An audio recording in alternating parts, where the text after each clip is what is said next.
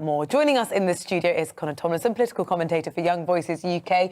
Connor, very good morning. We just gave some analysis, of course. There's been a lot of fallout since this announcement. Who do you empathise with the most? Who do you think's got it right? Not to give all the viewers a heart attack, but I'm actually going to side with the Tory cabinet this morning, who don't seem to get much right on Conservative policy these days, but on this one, they're bang on the money. I think it's profoundly wrong that Justin Welby would say it's unchristian or ungodly to deter people from taking this dangerous journey. We saw last November when 31 people died, including a child, because the boat capsized. You've got lots of people making the channel crossings under the auspices of human trafficking gangs that are charging them thousands. You unfortunately have about 25% of all of the terrorist attacks on British soil in the last decade committed by people who came through the asylum channels and who were not properly vetted, including the Reading stabber, for example. Priti Patel is pairing this with a reformation of Prevent to be more robust, etc.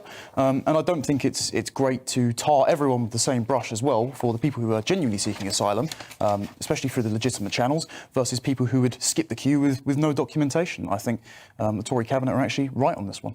But isn't there criticism that there are virtually no legal routes to the UK anyway? To claim asylum, you have to be on British soil, and to get here, they have to do that illegally. But then if they come and do that illegally now, they're going to get shipped to Rwanda. Well, I think that actually the main problem is the UN's Human Rights Convention laws on this, because the 1951 Convention and then its 1967 update didn't actually properly refine the definition of refugee all that well. That's why there's been a lot of contentions around each country saying, OK, it's not only that you're unable to live in your home country, it's that you're also unwilling. And it's also for very broad political reasons, whether you're being persecuted for your race and religion, completely fair, or for your political group. And then if we look at all of the countries around the world, there's a very small minority who are actually democracies. That's been, one of the main things about Ukraine recently. It's all the world leaders are happy to step in to try and ensure that the post-Soviet country remains a democracy in some fashion.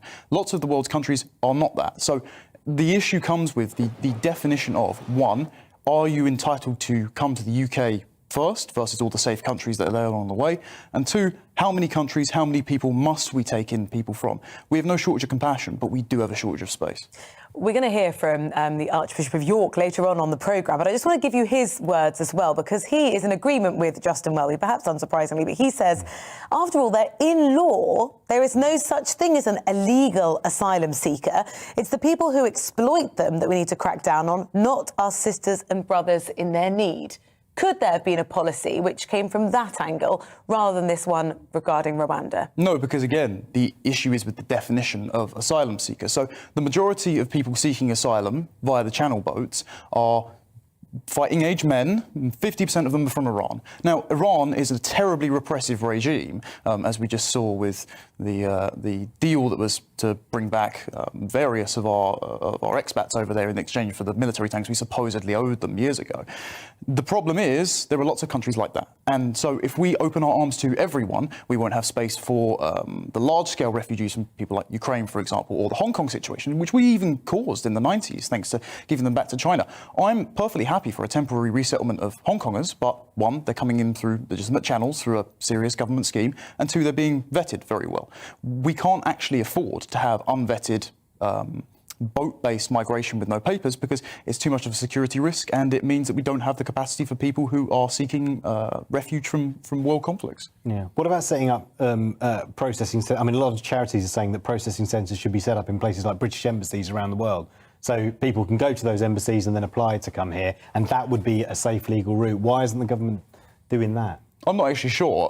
When Priti Patel was questioned on this a little while ago, she did say, I had a processing system set up for the Ukrainians in Calais. And then at the select committee, the fellow questioning, I forget the guy's name, but he said, it was two blokes in a desk with a ballpoint pen. That's hardly sufficient to process the amount of paperwork we have. So I think it's bureaucracy. I remember, so I was at a party conference speech, and she got a round of applause when she stood up and said, I'll sever the head of the snake from human trafficking. Seems that snake was actually a bit of a hydra, because one of the main issues to stopping the human trafficking trade is, in fact, the Home Office and all the bureaucrats in Whitehall, etc.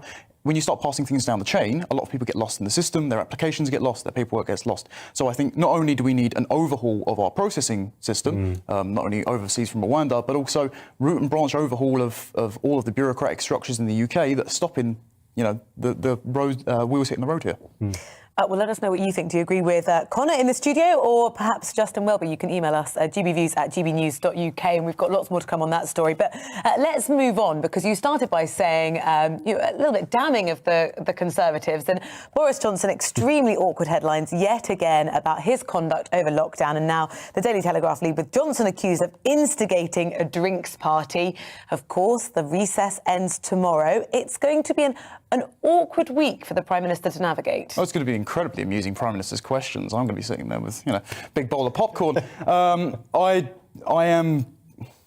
He did break ministerial code if he is being found to lie to Parliament. And I think it is pretty incredulous if you're going to turn around and say a man who is running the country, who is, Eton educated, etc., didn't know he was at a party. Yes, admittedly, it was a pretty dismal party, and we can make all the excuses in the world of, everyone broke lockdown rules, but the man did set them. If he's going to repeatedly say I was not at it and then be found to be at multiple, if this is just the first fine of many to come, I don't think it's a particularly tenable position for him to stick around.